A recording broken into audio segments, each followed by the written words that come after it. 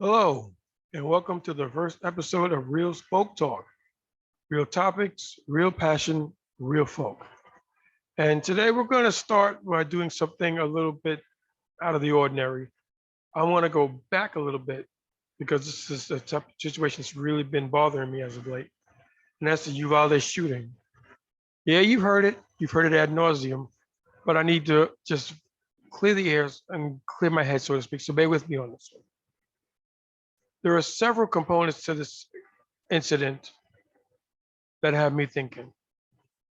The first incident is the first thing you hear every conservative, every Republican talking about when you talk about any sort of mass shooting, not just Uvalde, but any of them. And that's thoughts and prayers. My thoughts and prayers are with all that. No, no, not anymore. The first couple of times, yeah, you can say that. But now, after so many people have been killed senselessly, now you still want to have these thoughts and prayers? And that's as far as it's going to get. My thoughts and prayers are with the victims in this time. Man, I'm sick of it. It's not working. It's just not working. There has to come the point where the words are meaningless and they have to be replaced by actions. And I don't know why we're not there yet, but we're obviously not because no one's doing anything about it.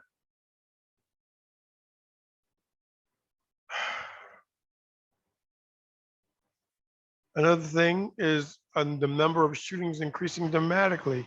When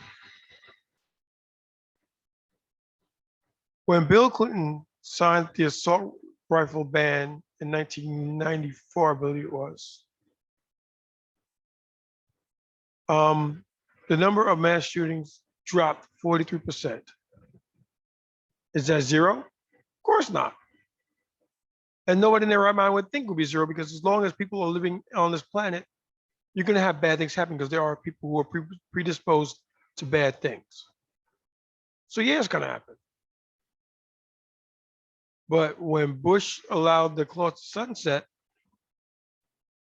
the amount of shootings went up 238%. I ask you, in what universe, in what reality is that acceptable? I'll wait. In what universe do you have to live in where that becomes the status quo? Oh, he only shot three. Thank goodness, only shot three people. Oh, he shot 30. Oh man, but it could have been 60. Do you understand how completely insane you gotta be to have that sort of viewpoint about anything?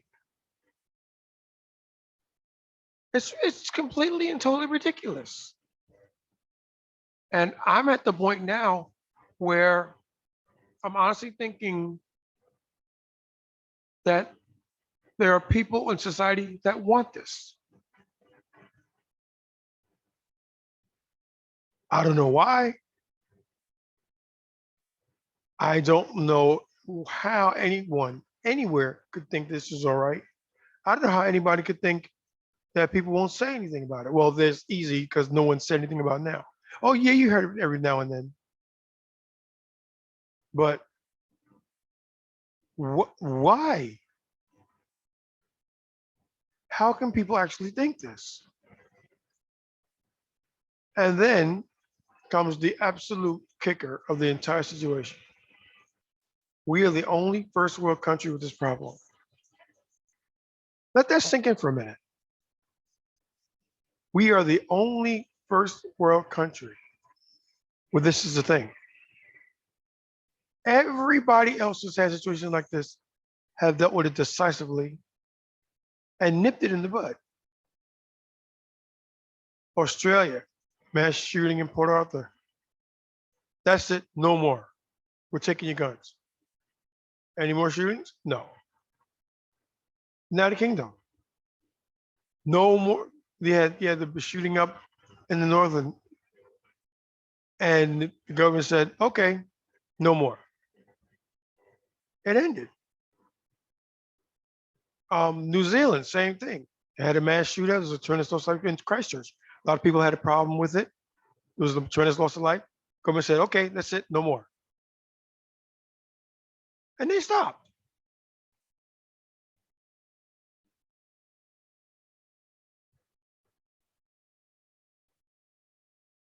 I, for the life of me, don't understand how anybody, anywhere, could even begin to think that this is cool and everybody's fine with it. I just don't get it. You've got a bunch of people whose main function in life is to own a gun. Not because they need for protection, not because they hunt, but because it's cool. They feel empowered.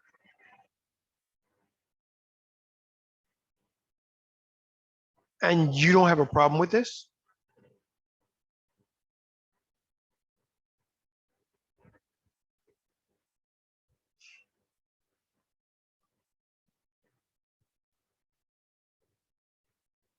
Jim Jeffries, an Australian comic, had a legendary bit where he went on about gun control. Now, notice he said gun control.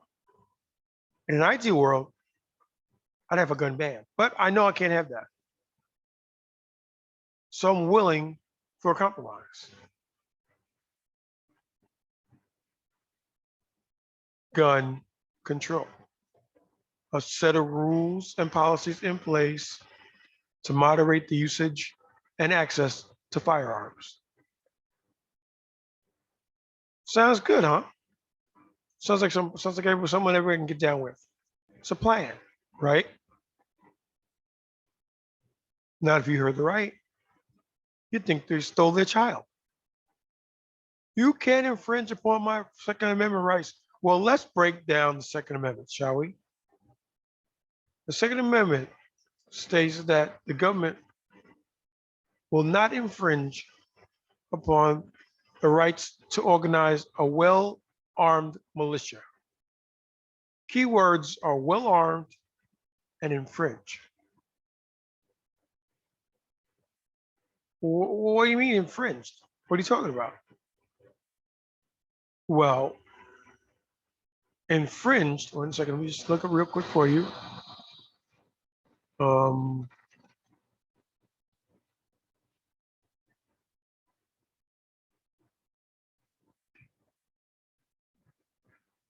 would be, is according to the Oxford Language Dictionary, is actively break the terms of a law, agreement, etc. So the government's ability to regulate a well-armed militia will not be infringed upon. In other words, you can't break. That's what it means. There's nothing the government can do to break that, short of a constitutional amendment that would do away with it. And we know that's not happening, so that's a non-starter. Okay, that's one on the gun holder side. Now let's take well-armed militia.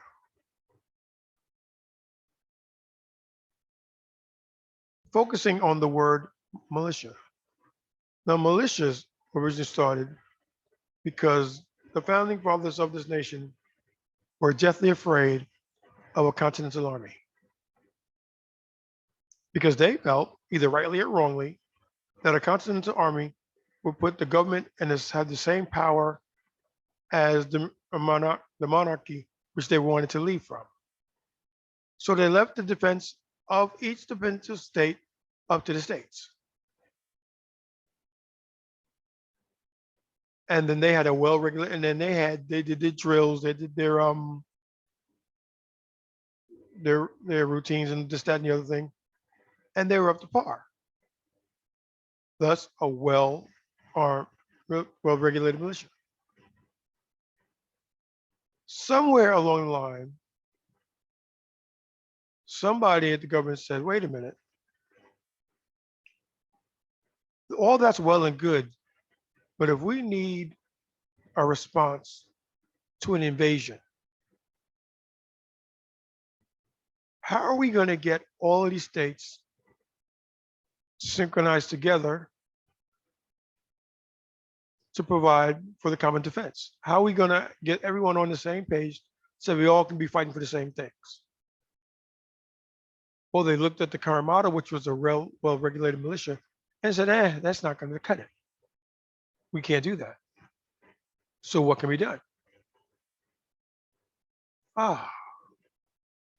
Let's have a continental army. But wait a minute. We said we weren't going to do that because that would lead us down the path to the tyrannical government using the military to impose the will upon the citizens.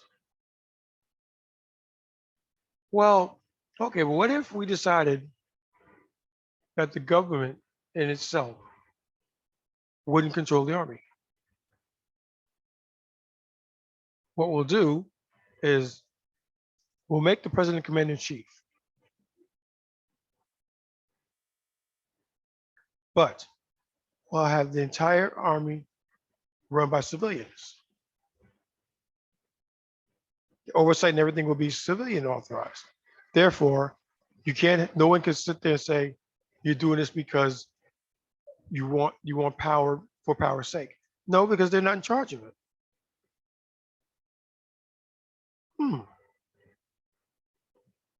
Now, let me just put it as a disclaimer.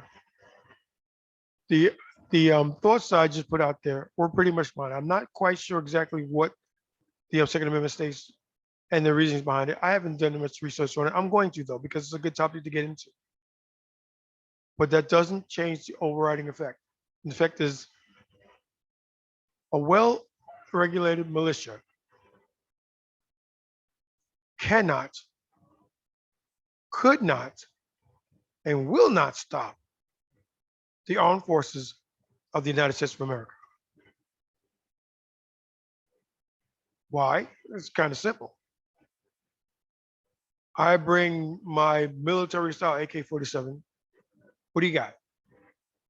I got Predator drones. Oh. I can wipe you out before you even know I'm there. I've got missiles on planes that are horizon activated. I can launch it 2,000 to 3,000 miles away. It'll hit its target with deadly precision.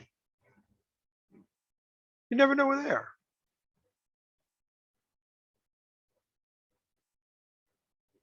But I can hear people countering, well, what about guerrilla tactics? News for you. The Army, the Navy, and the Marines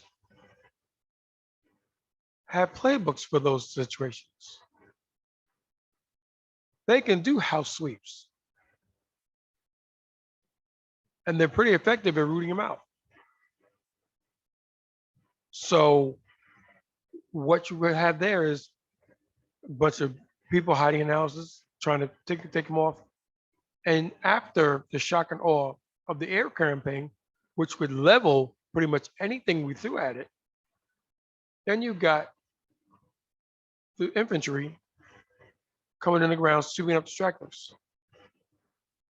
And as I said before, they're very good at house to house fighting. They're very good at it. So what would you do?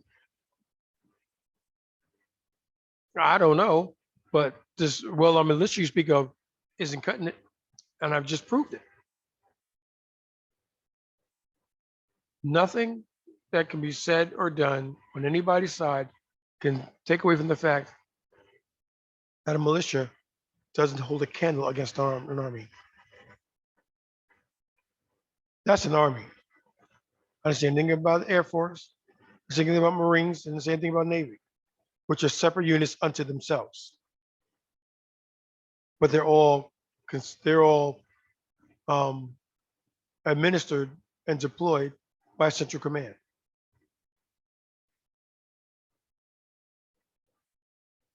So what then? Just something to think about. You know, people are going to think what they want to think. They're going to say what they're going to say, and that's fine as well. This whole thing is about the freedom of expression.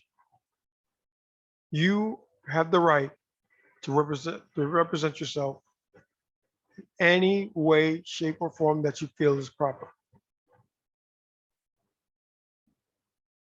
And no one can take that away from you. That's fine. Just be mindful of what you speak. Next up, is it my imagination or is the Senate minority running things? We have an even 50-50 split in the Senate. That under normal circumstances can only be broken by a tie, broken in the event of a tie, excuse me, by the vice president, who happens to be a Democrat herself. So in an ideal world, the Democrats can pass things and it would get through. Keywords, ideal world, because as we all know, this is anything but. And in this world, you've got Democrats, aka Manchin and Sinema, who caucus with the Republicans way more than they caucus with the Democrats, which makes them dinos, Democrats in name only.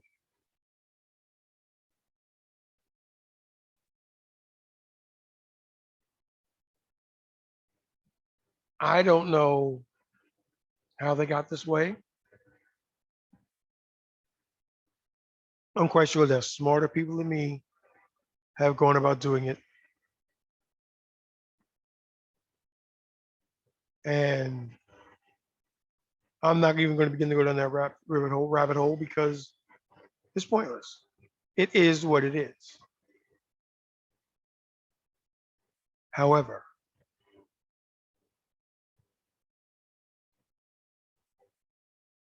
in the present day context of the policies and bills that are being passed in the Senate, stuff's going through the House. No problem. It's going through, but it runs into a roadblock in the Senate.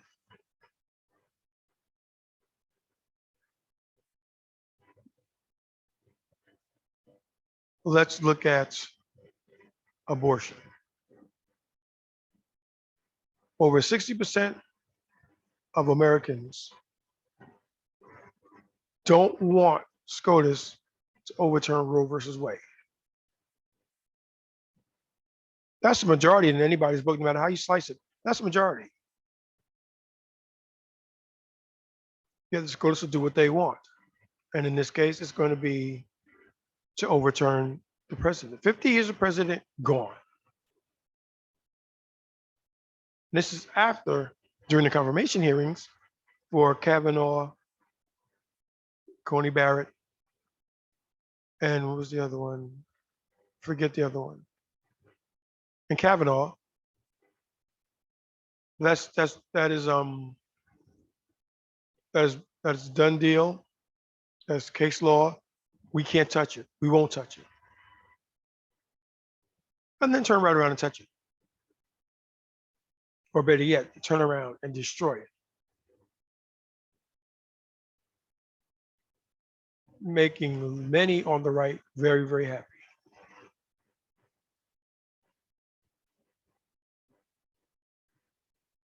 Then let's look at gun control. Full disclaimer, there have been approximately 22 to 23 mass shootings in the 3 weeks after the Uvalde incident. And they bring it up. Okay, we can't have this. This is ridiculous. We're losing resources faster than we can count. People are upset. They're sick and tired. They're screaming about it. We're going to do something about it. Now, once again, in an IT world, there's a ban placed on all weapons. All of them. We also know that won't even happen because of people's perceptions, right or wrong, of the Second Amendment. And because of that, it's a non-starter. Okay, fine. Fine. Have your guns. But let's limit type of guns that you can carry. You can carry long guns, rifles. You can carry handguns. And that's pretty much it. Why do you need anything else? The purpose, the primary, and as I know, only purpose of a gun,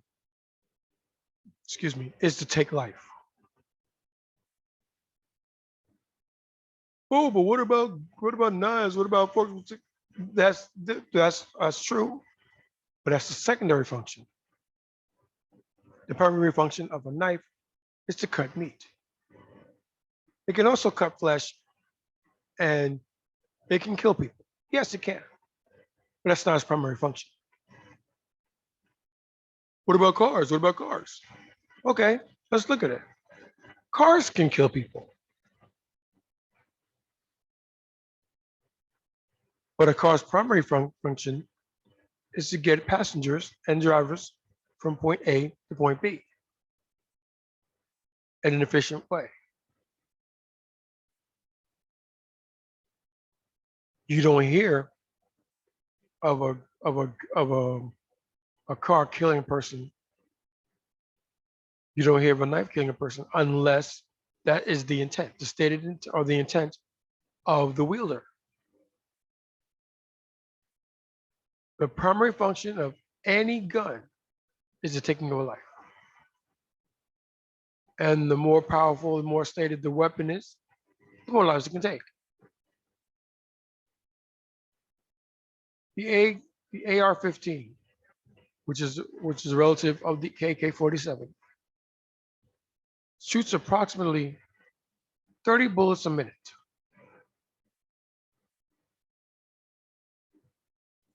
What possibly could be the purpose of depressing the trigger on a weapon that can kill that many people that quickly?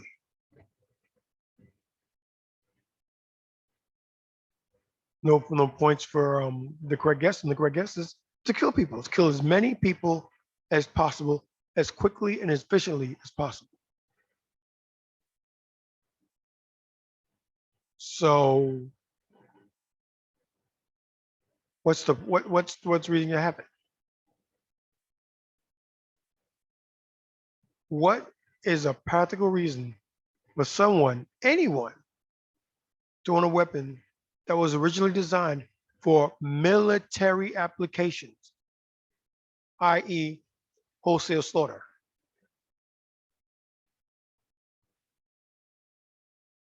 What is the purpose of Joe Schmo, John Doe, whatever, to be able to purchase that sort of weapon?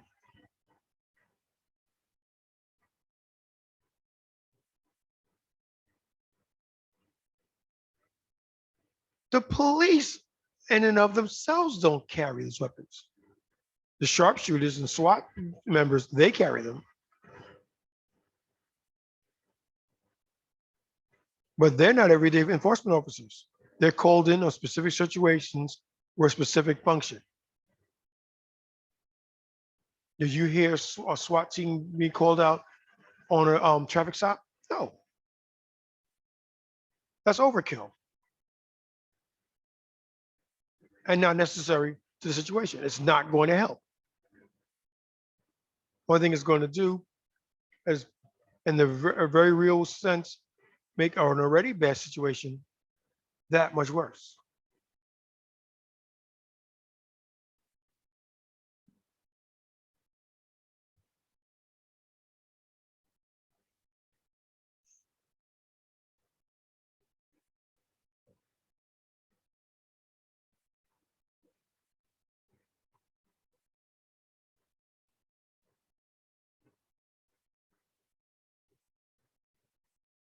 Okay, we're gonna wrap it up for this episode of Real People Talk. I want to thank you for listening to our first podcast. Um, Smash the like button, subscribe button if you like it. We'll be bringing more in the coming days and weeks. Until then, peace out.